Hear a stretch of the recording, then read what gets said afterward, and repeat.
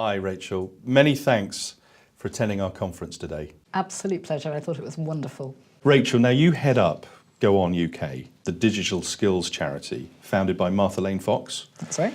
Tell us a bit about the charity and what it does.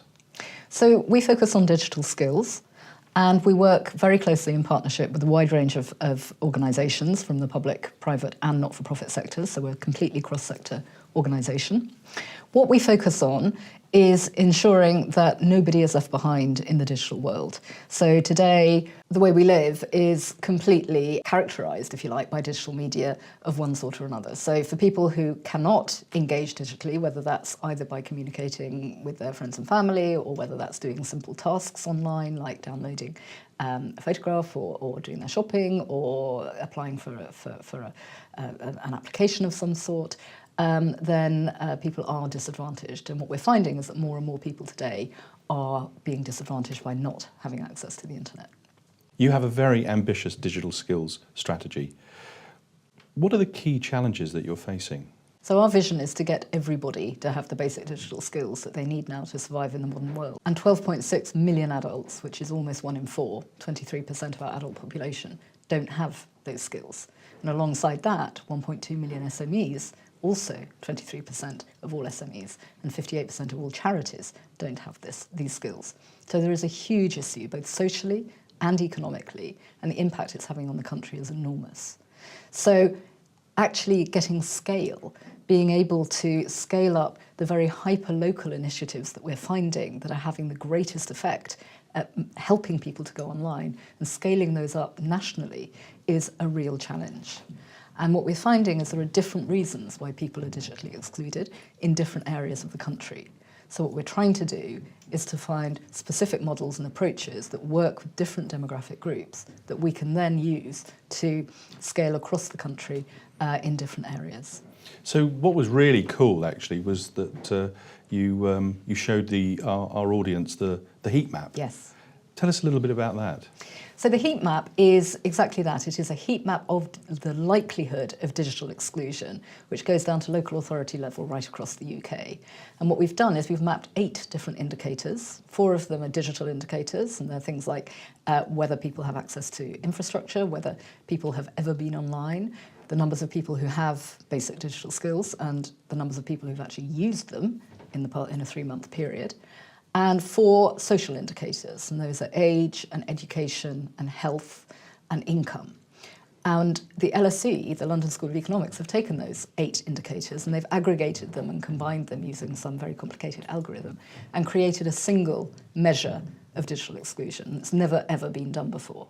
So what we have is an at-a-glance map that shows from light, which means exclusion unlikely, to dark, exclusion likely, right across the UK, and then in each local authority you can drill down into any one of those 8 indicators to understand what the real problem is or what the key driver is of digital exclusion in that particular area. And it's particularly important because it helps people to target, because there's no one-size-fits-all reason why people are excluded, and so there's no one-size-fits-all solution either.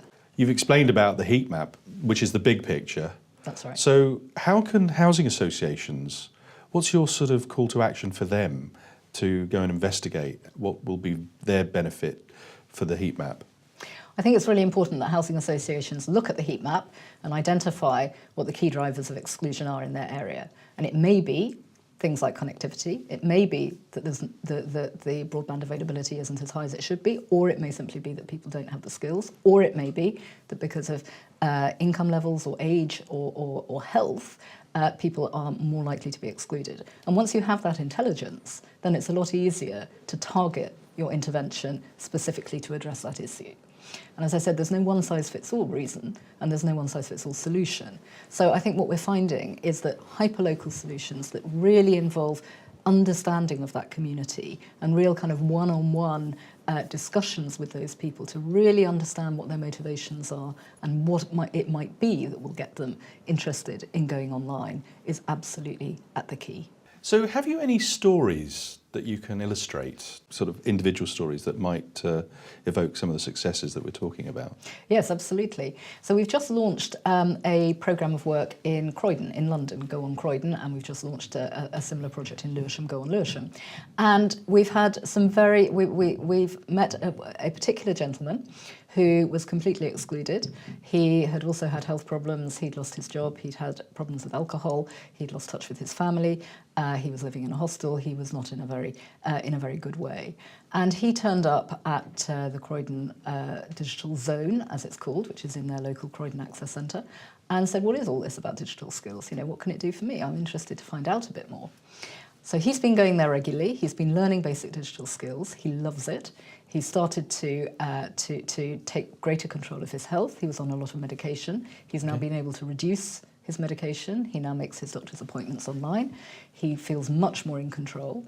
And he's now looking to develop more advanced skills. He's now looking for jobs. And in a very short period of time, in only 3 months, this has completely transformed his life. I mean, it's an extraordinary story. This is a man in his 60s. Extraordinary success story. So there's lots of more of those success stories, I guess, that there are hundreds of success stories, and whether again it's people who find long lost relatives and friends online because they take their first steps online, whether it's people who suddenly discover they can save lots of money on their shopping, whether it's people who discover that they can get a job, they're employable all of a sudden, that they hadn't been able to do that before. It is absolutely wonderful to see how transformational it can be. We take for granted digital. We have our smartphones. We use this stuff every day. But if we can ever imagine not having access to our smartphone, not having access to the internet, even for a day, how would that feel? And that's what these people face every day.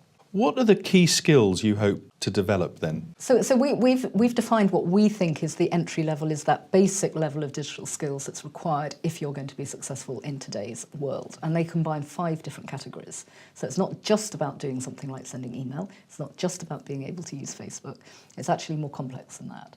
So we talk about communicating, that's obviously important. Managing information, so that could be using a search engine or downloading a file or something of that sort. Transacting, it could be applying for a benefit online as well as doing shopping or searching around for better utilities deals. We talk about problem solving, and that's very much, that could be using a YouTube video to help you to do something. It could be using a simple online help form. And finally, creating, which is could be creating a CV, it could be creating a short feedback post, or if you're a small business or a charity, creating an actual website. So these are the 5 things that we think are really important together.